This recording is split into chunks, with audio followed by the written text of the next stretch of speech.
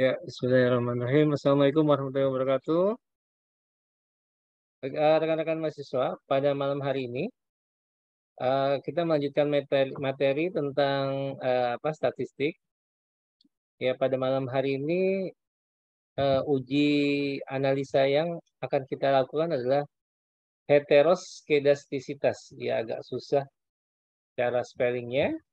Ya, saya harap kalian nanti terbiasa untuk membaca ini heteroskedastisitas. Ya, heteroskedastisitas.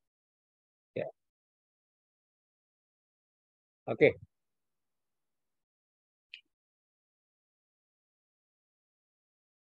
Tentang konsep dasar dalam uji heteroskedastisitas.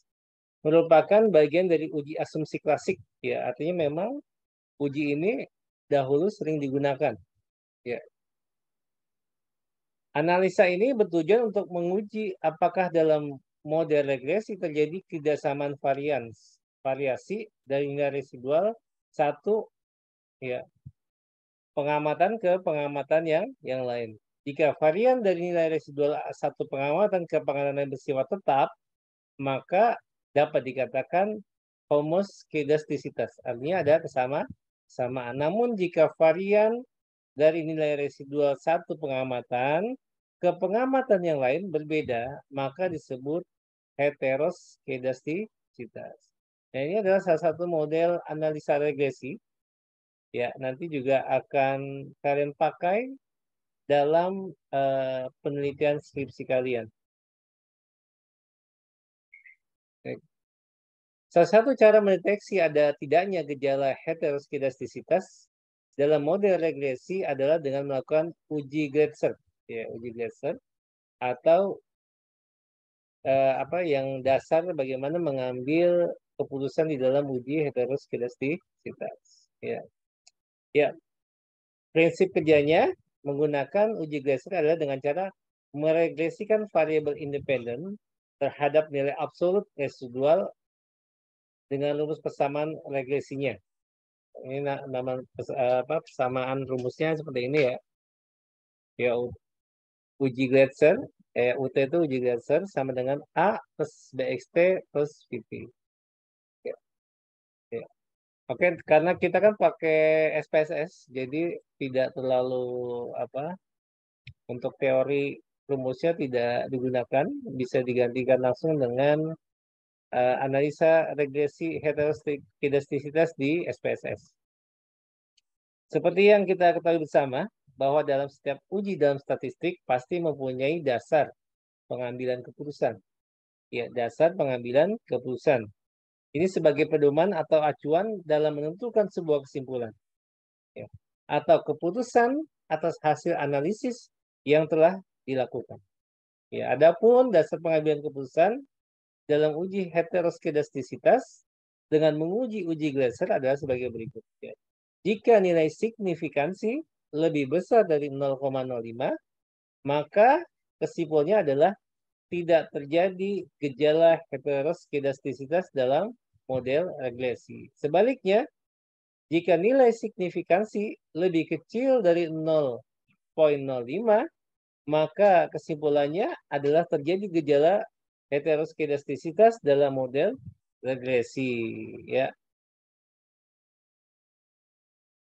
Baik, seperti biasa, ya kita langsung coba. Ya, kita upload dulu di dalam, kita input dulu di dalam Excel. Ya, kita input. Ini ada 12 responden. Lalu kita pakai tiga variabel. Ya, dua variabel dependen dan satu variabel independen. Ya, X1, X2, dan Y. Oke, nanti kita masukkan ke dalam SPSS. Oke, saya buka dulu untuk Excel-nya, ya. Excel-nya, oke, Excel. Oke. Ya, di sini adalah bagaimana mengukur motivasi, minat, dan prestasi.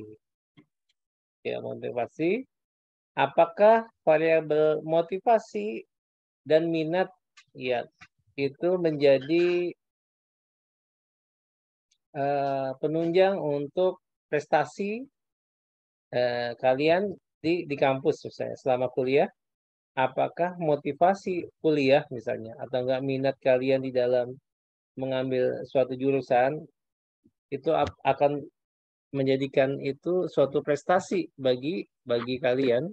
Itu bisa diukur dengan model regresi heteroskedastisitas. Oke, kita masuk ke Excel-nya ya. Yang pertama adalah nomor responden. Ya, ini nggak apa-apa ya. Ini gitu ya. Oke, nomor responden kedua adalah motivasi ya, atau X1 ya. Motivasi. Ya, teman-teman kalau di header yang ini ya tidak boleh ada spasi ya. Kalau kalian mau langsung X1, X1 aja seperti itu. X1 ya. Lalu kalian drag ke samping aja ya. Lalu diganti ini adalah untuk minat ya. Minat X2. Lalu terakhir adalah Y ya. Variabel dependennya adalah prestasi. Ya. Nah, ini uji ini ya, teman-teman bisa dipakai juga di kantor ya. Bisa di kantor digunakan ya dengan menyebarkan misalnya dari HRD-nya. HRD-nya itu buat kuesioner ke setiap karyawan. Lalu dari kuesioner tersebut HRD-nya akan melihat bagaimana motivasi kerja, lalu minat karyawan itu akan apa namanya membuahkan prestasi. Artinya memang karyawan ini berhak untuk bisa mendapat misalnya bonus akhir tahun atau ada penghargaan yang lain. Ya, oke kita coba ya di sini 75 60 65 75 75 60. Oke, saya save dulu ya. Ini saya save dulu ya. Saya save dulu.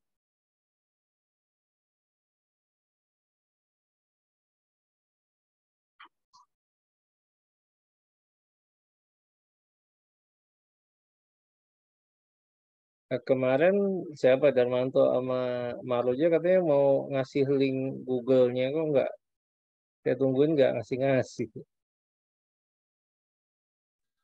Link Google apaan, Pak? Katanya mau download SPSS. Udah. Udah dapat? Udah, ya itu Maroja, Pak. Nggak tahu. Oh, Maroja ya. Salah saya. Data uji heteroskedastisitas. Ya, saya share dulu di kalian ya. Ini.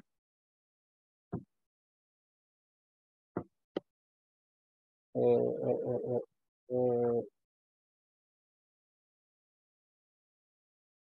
Oke.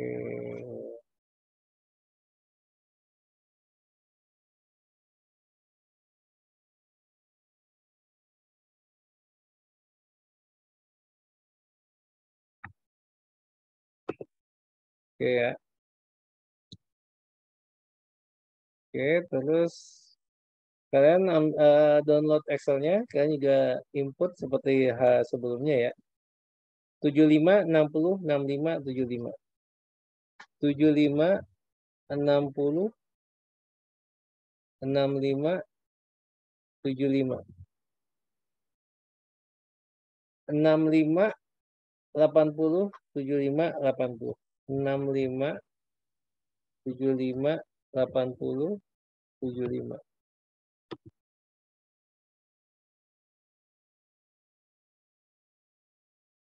65, 80, 75, 80, 65, 80, 65, 80, 60, 67. Ya. 75, 70, 70, 80. 75, 80, 85, 88.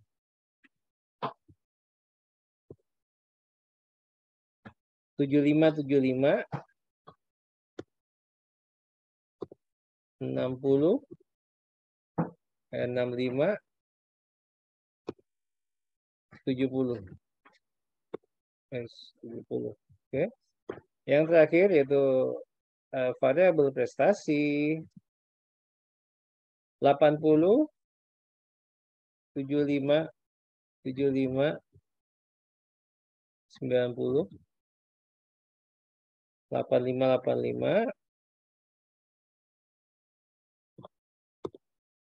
95, 95, 80, 90, 75, 75. Oke, kita save ya teman-teman ya. Kita save. Ini data ya. Oke, kita save. Lalu kita buka SPS-nya.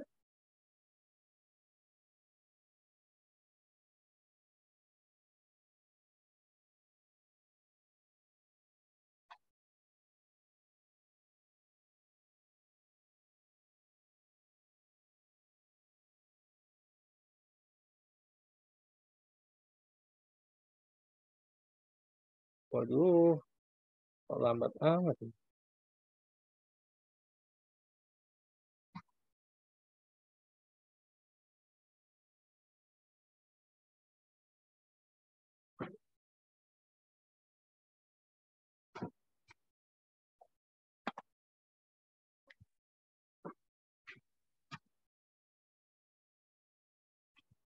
SPS.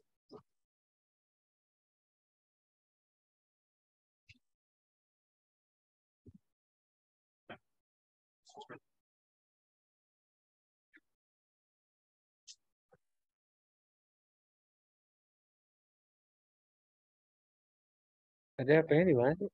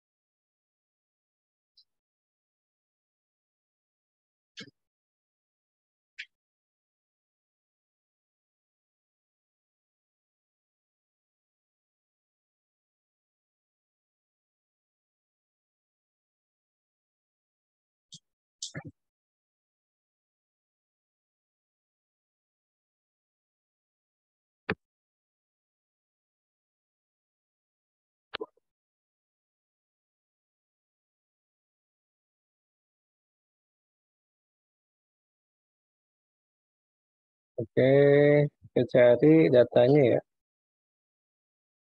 Nah ini, oke sudah. Kita open datanya dari B1 sampai D13. Ya, kita buka.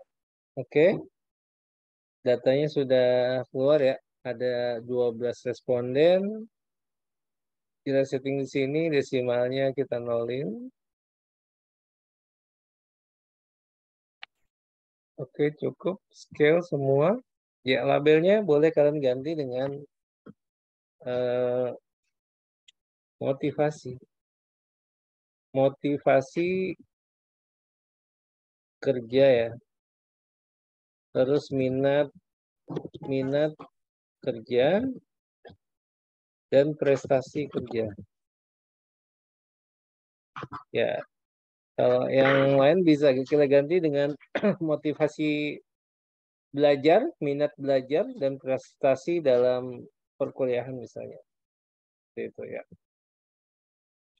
Ini kita taruh di tengah, right center ya, biar terlihat di tengah. Terus measure-nya scale, ya. Oke, di sini ya kita scale semua, right? Oke. Hmm. Oke. Ya. Oke.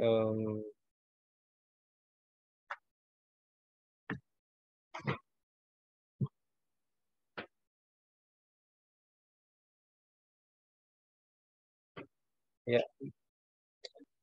Kalau sudah semua, kita akan coba untuk melakukan. Ini tadi data view-nya udah. Selanjutnya kita akan analyze, lalu regression, ya, lalu linear, ya, lalu nanti ada kita akan masukkan dependent ya. Dependent itu Y ya. Ingat kalau untuk dependent itu Y. Kalau independent X1, X2, X3 itu variabel independent yang X. Kalau yang Y itu adalah yang dependent. Ya. Oke, kita coba untuk variabel dependentnya kita taruh di atas, lalu variabel independennya kita taruh di bawahnya. Ya, di sini kita lakukan analyze, ya, sebentar, analyze, ya, lalu regression, lalu linear. Ya. Oke, di sini kita masukkan untuk prestasi kerjanya kita masukkan di atas, ya, Y-nya, lalu yang dua ini. Ya, ini bisa diblok caranya, atau kalian masukkan satu-satu, atau klik-klik 2 kali, satu-satu juga nggak apa-apa, sampai sini. Ya, seperti itu. Masukkan seperti ini.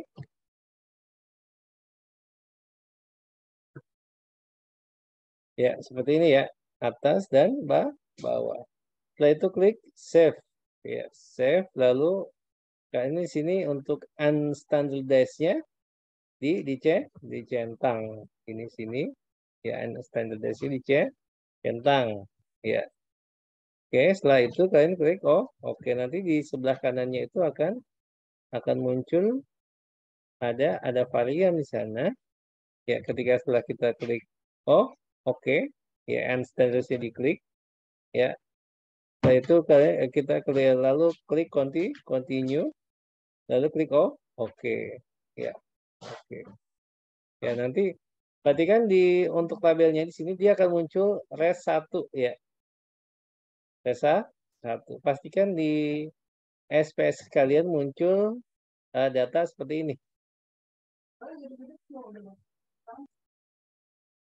Ya, lalu nanti akan muncul apa namanya? Ini adalah tabel-tabel untuk uji regresi. Ya, ini karena kita pakai linear, nanti ada yang berganda. Ya, kita zoomnya nanti 10 menit lagi mati ya. Kita lanjutkan dengan zoom selanjutnya setelah penjelasan untuk nih. Ya, untuk model summary, ya kita bisa lihat ya model summary ini adalah ada R, ada uji R, ada uji R square, ada uji adjusted R square, dan standard error of the estimate. Lalu di bawahnya ada uji ANOVA, ya. Lalu di bawahnya lagi ada tabel coefficient untuk melihat yang tadi yang kita klik yaitu unstandardized coefficient. Ya. Yang tadi adalah residual statistik, ya, residual statistik. Yang tadi res itu adalah residual, ya, residual. Dia akan melihat berapa minimum residualnya berapa. Di sini adalah min 3,989, lalu maksimumnya adalah 5,449, rata-ratanya 0, ya, standar deviasinya 3.124, iya, jumlah respondennya ada 12. Ya. Ini saya screenshot untuk ditaruh di grup. Oke ya. Ini lah. Baik. Sekarang adalah bagaimana kalian cara membaca dari hasil. Ya. Nah, kita kan akan membuat tadi setelah sudah keluar hasilnya, ya, kita akan menggunakan lagi dalam uji Glasser. Ya, ini ada compute variabel, transform dulu, lalu compute variabel. Ya, nanti ini akan kita unstandardized nih di sini nih. Ya, unstandardized residual. Ya, targetnya. Oke. Kita akan coba ya, teman-teman ya. Oke, untuk transform, ya dari sini aja. Dari sini ya. Oke, transform. Lalu compute variabel. Oke, seperti ini. Loh, kok yang ini? Ini bukan. Betul gimana? Oh, ini. Oke. Transform compute variabel. Ya, di sini ada target variabelnya adalah ABS res. Ya, jadi di sini nih di function ya di sebelah kanannya ini kan all cari yang ABS. Ya, AB. Ya, target variabelnya adalah ABS res. Ya, ini ABS res. Oke. Lalu tadi kita klik O. Oke. Ya, klik oke. Nanti dia akan muncul di sebelah kanan. Ya. Ini targetnya kita ini ganti ya. Ini ABS. ABS. Lalu res 1.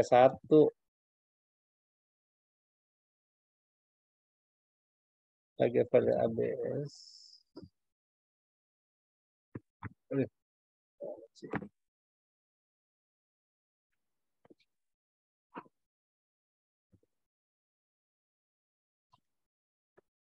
Ya, terus di sebelah kanannya numeric expression-nya res berapa di sini? Res underscore 1 ya. Res underscore 1. Oke, setelah itu kita klik O. Klik O.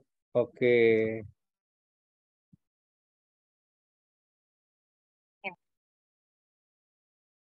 Oke, tadi keputus lagi ya.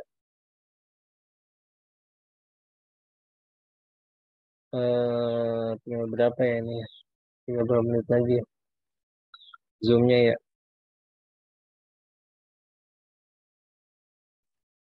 Oke, ya, tadi kita keputus ya tadi kita adalah compute variabel terus ABS res ya nanti di sebelah kanan ini target variabel itu adalah kalian ketik aja di sini ABS underscore res ya. Lalu di sebelah kanannya kalian ketik aja ABS res 1 artinya targetnya adalah yang di kolom yang res underscore 1. Nah, dia akan melihat fungsinya di sana. Ya, lalu kalian klik oke ya. Nanti akan muncul di sini. Ya.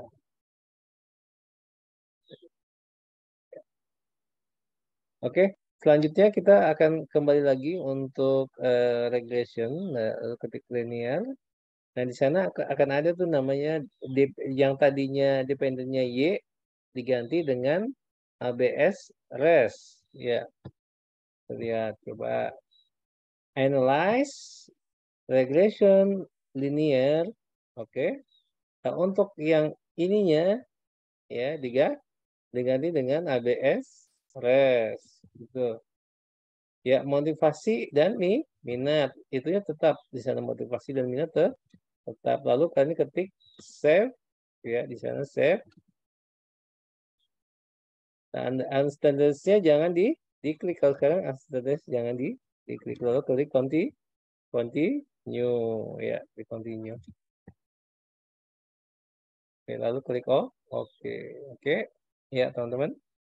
Ini adalah hasil dari regresi yang setelah kita lakukan dengan uji Glatzer, ya dengan residual ABS. Ya, ini adalah proses dalam pengerjaannya ya. Nanti kalian akan melihat ada model summary-nya itu ada R, ada R square, itu nanti akan sangat diperlukan di dalam pengujiannya. Nah, sekarang bagaimana kalian cara membacanya? Kita kembali ke materi ya teman-teman ya. Ya. Nah, ini kita bisa lihat motivasi X1 ya di nilai coefficient ya di tabel coefficient-nya itu unstandardized-nya coefficient-nya adalah 0.200 ya 0.200. Lalu minat X2-nya adalah minus 2.211 ya. Nilai signifikansinya di belakang dilihat signifikansi di belakang. Untuk motivasi X1 itu adalah 0.004 ya kita lihat 0.004. Untuk variabel motivasi X1 adalah 0.004 sementara nilai signifikansi untuk variabel minat adalah 0.07. Karena nilai signifikansi kedua variabel di atas lebih kecil dari 0.05, maka sesuai dengan dasar pengambil keputusan dalam uji Glatzer, dapat disimpulkan bahwa terjadi gejala heteroskedastisitas dalam model regresi. Ya, lebih kecil daripada 0.05. Maka sesuai dengan dasar pengambilan dalam uji Glatzer, dapat disimpulkan bahwa untuk kedua variabel X1 dan variabel X2 atau variabel motivasi dan variabel minat itu terjadi gejala heteroskedastisitas dalam model regresi. Ya. Jadi bacanya seperti itu. Oke, ya ngerti ya teman-teman ya. Nanti saya coba untuk biar kalian bisa bacanya ya. Ya, nilai coefficient ya teman-teman ini ada di sini. Kita konsentrasi yang di sini ya. Sini. Ya, seperti yang saya screenshot di grup ya. Ya, yang